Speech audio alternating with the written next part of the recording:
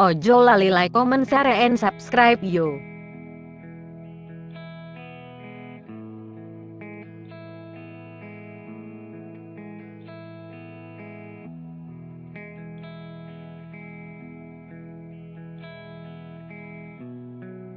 Kisah Sang Kiai episode ketiga.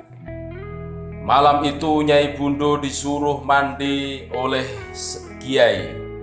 Setelah diberi petunjuk-petunjuk, setelah mandi Nyai Bundo dituntun membaca 2 kalimah syahadah. Dan Nyai Bundo pun telah menjadi seorang muslimah. Terlihat wajahnya memancarkan kebahagiaan dan matanya berkaca-kaca karena bahagia. Malam itu Nyai Bundo menemani Kiai menemui para tamu-tamu yang tiada habisnya sampai azan subuh. Nyai Bundo teramat kagum kepada Kiai yang begitu dengan telaten mendengar keluh kesah para tamu, lalu memberi solusi berbagai macam keluhan tentang kesempitan hidup, tentang segala macam penyakit. Kiai dengan sabar melayani tanpa meminta imbalan apapun, karena memang Kiai tak membutuhkan apa-apa. Aku sangat tahu pasti itu. Kalau soal rumah mewah, aku sangat tahu Kiai punya di mana-mana. Yang sering aku diajak menengok rumah mewahnya yang dibiarkan kosong. Di Pondok Indah, di Kelapa Gading, di Tangerang, di Parung, semua rumah-rumah yang mewah. Juga mobil Kiai punya banyak, sampai aku pun tak tahu jumlahnya. Yang aku tahu pasti ada mobil Mercedes, karena aku pernah mengecatnya dengan lukisan airbrush. Lalu ada mobil Land Cruiser yang dibeli dari uang daun. Saat itu Kiai mengajar kami tentang kemuliaan ilmu dan banyaknya ilmu Allah, sehingga ilmu Allah teramat banyak, sampai jika ilmu Allah itu digali dari masa Nabi Adam alaihissalam sampai sekarang, maka ilmu itu masih lebih banyak lagi. Lalu Kiai juga menyinggung tentang kebersihan hati dari penyakit nafsu, serakah, sombong, egois, iri, dengki, berburuk sangka, tiada bersyukur, menjauhkan sifat-sifat dan budi pekerti yang tercela. Apa yang kau lihat jika orang lain melakukan, maka kau tak suka. Maka apabila kau lakukan seperti itu, orang lain pun tak suka. Itu harus dijauhi dan dijauhkan dari diri kita. Dari memandang sesuatu itu punya kekuatan melebihi kekuatannya Allah. Upayakanlah di dalam hati yang ada Allah semata, maka hatimu nanti menginginkan sebenarnya itu keinginan Allah. Tiba-tiba Kiai menyuruh para santri mengumpulkan daun kopi sebanyak-banyaknya. Kami segera bertebaran mengambil daun kopi yang pohonnya tumbuh di sekitar pondok. Setelah dirasa banyak, kami pun segera kembali ke depan Kiai. Kemudian Kiai menyuruh mengikat daun-daun kopi itu dengan tali dari gedebok pisang, dijadikan bundelan-bundelan. Lalu Kiai menyuruh semua daun disatukan di atas sorban, dan sorban itu diikat. Kemudian Kiai mengucap, "Ini adalah suatu contoh jika engkau menginginkan daun jadi uang. Jika hati telah diliputi hanya Allah, maka daun pun akan jadi uang." Kami semua menatap dengan pandangan kurang yakin. Bagaimanapun itu pengalaman yang belum pernah kami alami. Lalu Kiai menuding, pada bungkusan daun dan berkata, "Jadilah uang." Lalu Kiai menyuruh kami membuka ikatan sorban itu. Dengan hati berdebar-debar, kami buka ikatan, dan betapa terkejutnya kami. Semua daun kopi yang kami kumpulkan telah menjadi uang semua. Masih terikat tali gedebok pisang. Kami semua memandang takjub, termasuk para tamu yang ada. Lalu Kiai memanggil salah seorang tamu yang dikenal baik oleh Kiai. Namanya Pak Wisnu. "Pak Wisnu, tolong Pak Wisnu, bawa pergi uang ini dan saya minta dibelikan mobil Land Cruiser," kata Kiai. Pak Wisnu aja, kemudian pergi membawa uang itu. Besoknya datang mobil yang masih kinyis-kinyis sesuai permintaan Kiai. Pagi itu sebelum matahari keluar dari peraduannya, Nyai Bundo telah pergi. Sebelumnya mohon diri kepada Kiai, lalu berjalan ke halaman, membentangkan karpetnya, berdiri di atasnya, membaca mantra. Tubuh dan karpetnya pun melayang terbang. Nenek itu melambai kepada Kiai yang mengantarkan sampai pintu rumah gubuknya. Wajah nenek itu demikian bercahaya penuh kedamaian. Begitulah, di pesantren ini tiap hari ada saja orang yang diislamkan, penyakit yang disembuhkan, pecandu narkoba yang disadarkan, bromo corah yang ditaubatkan, preman yang disadarkan dengan kelembutan dan kasih sayang, juga kelebihan-kelebihan Kiai. Matahari pagi bersinar dengan ceria, wajahnya berbinar sumringah seperti merahnya para gadis desa yang mau pergi ke sungai untuk mandi. Embun di atas rerumputan bagaikan permadani manikam, berkilauan bahagia seakan tak takut sebentar lagi sari indahnya akan hilang berbarengan siang yang mulai menggarang. Nampak beberapa tamu menunggu Kiai menemui. Ada yang ngobrol, ada juga yang duduk bermalasan.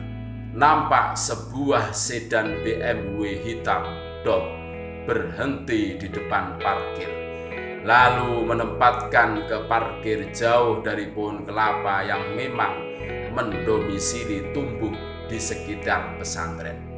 Selain kopi, pesitan, picung, dan cecek, juga ada pohon linju. Setelah mobil berhenti, keluarlah 3 orang, 1 pria dan 2 wanita. Nampaknya 3 orang itu seorang gadis dan ayah ibunya.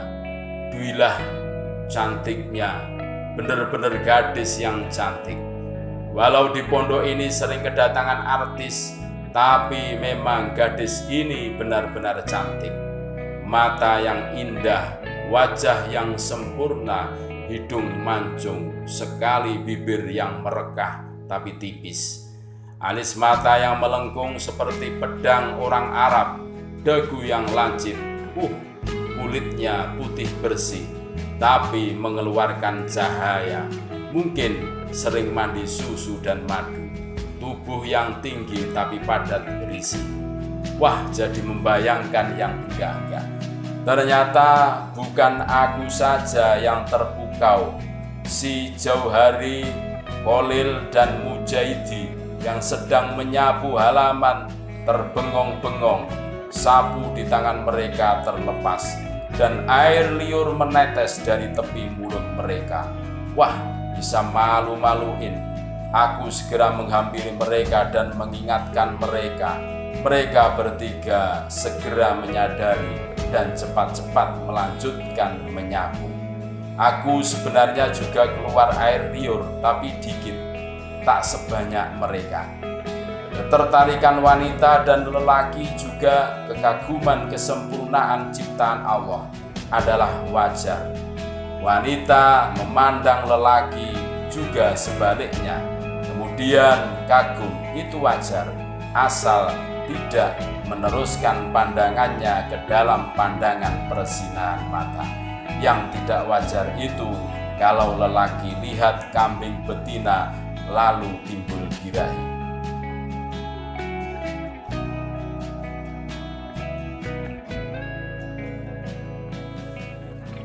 Inilah kita. Kita ini diberi nafsu binatang, tapi kita juga diberi pikiran. Nafsu membuat kita hina, tapi dengan menempatkan pada tempatnya, sungguh nafsu tak membuat manusia hina. Gadis cantik dengan kedua orang tuanya itu menghampiri salah seorang santri yang sedang menyapu halaman. Kebetulan yang didekati si Kolil. Kolil masih pura-pura sibuk menyapu. Keringat dingin keluar, membanjir. Gemetar dengkulnya bergemelatukan. Lalu si gadis bertanya, "Mas, kiainya ada?" tanya gadis itu. Sebenarnya yang ditanyakan hanyalah pertanyaan yang biasa saja, yaitu pertanyaan bagi tamu yang baru datang dan ingin bertemu kiai. Tapi karena Kolil sudah keder duluan dan suara gadis itu seperti suara seruling dari alam lain, maka Kolil pun gelagapan seperti orang tenggelam di danau yang dalam, ngak-nguk. Melihat gelagat yang kurang baik, aku segera menghampiri. "Mau ketemu kiai ya?" dijawab anggukan oleh ketiga orang itu. "Mari ikuti saya." Saya pun berjalan duluan. Sambil berpikir, pastilah si Kolil nanti malam tak bisa tidur. Kalaupun bisa tidur, pasti semalaman akan mengigau sampai pagi. Setelah sempat sampai di tempat kiai masih sibuk mengobati seorang tamu, sementara tamu yang lain masih mengantri. Segera 3 orang itu kuminta mengantri. Yang ditangani kiai bernama Bapak Saifuddin. Dia seorang jaksa daerah Banten. Karena menangani suatu masalah, Bapak Saifuddin disantet orang.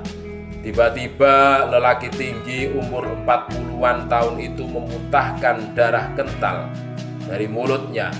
Sementara kiai mengobati lewat tangan kiai ditempel di punggungnya. Lalu kiai memanggilku, "Suruh si Tarsan mengambil kelapa hijau," kata kiai yang langsung kufahami maksudnya.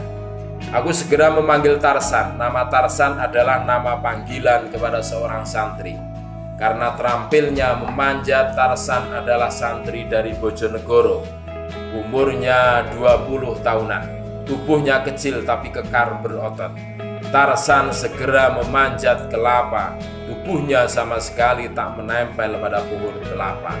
Kaki tangannya lincah menempel pada pohon kelapa, seperti tangan dan kaki itu milik Spiderman. Tak sampai 5 menit, 3 buah kelapa didapat tanpa dijatuhkan, karena memang kelapa itu perintah kiai. Setelah kelapa itu diisi oleh kiai, 1 kelapa diminum Bapak Saifuddin dan yang 2 dibuat mandi. Setelah tamu-tamu dilayani, sampailah pada giliran gadis itu. Dan kedua orang tuanya, lelaki itu mulai mengenalkan diri bernama Purnomo. Dan istrinya dan gadis cantik itu adalah anak angkat Pak Pur yang bernama Evo. Aslinya ayahnya orang Jerman dan ibunya orang Indonesia. Sejak umur 12 tahun ibunya telah meninggal dunia dan papanya kembali ke negaranya, sehingga Pak Purnomo yang mengasuhnya. Pak Pur menarik nafas lalu melanjutkan ceritanya. Namun sayang agamanya Kristen, mengikuti agama ibunya. Tampak kiai merenung sebentar kemudian berkata, ditujukan kepada Evo, "Tidakkah engkau ingin tahu keadaan ibumu di sana?" "Bagaimana aku bisa tahu? Ibuku telah meninggal," jawab gadis itu polos. Kiai lalu menyuruhku memanggil Jauhari, santri asal Madura yang wajahnya agak kotak, tinggi sedang, yang suka mandi berlama-lama tapi kulitnya tetap hitam juga. Tapi memang Jauhari orangnya baik. Bertemu siapa saja ia akan tersenyum. Atau mungkin sengaja tersenyum karena mau menunjukkan pada semua orang bahwa ia punya gigi yang putih. Jauhari segera menghadap Kiai, masih dengan senyum khasnya. Tapi ia tak berani menatap gadis cantik yang duduk di situ. Takut ilernya tak bisa ditahan dan membanjir, tentu akan membuat malu Kiai. "Ada apa, Kiai?" katanya masih tersenyum. "Hur, sini duduk menghadap ke sana," kata Kiai menyuruh Jauhari duduk membelakangi Kiai, yang segera dilakukan Kiai. Perlahan tangan kanan Kiai terangkat tinggi-tinggi, telapaknya terbuka. Kemudian telapak itu tergenggam. Mata Pak Pur, istrinya, dan Evo memandang tak berkedip.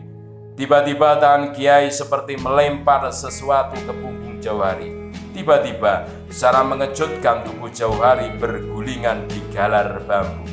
Suaranya mengaduh-ngaduh, tapi bukan suara Jauhari yang terdengar, melainkan suara wanita.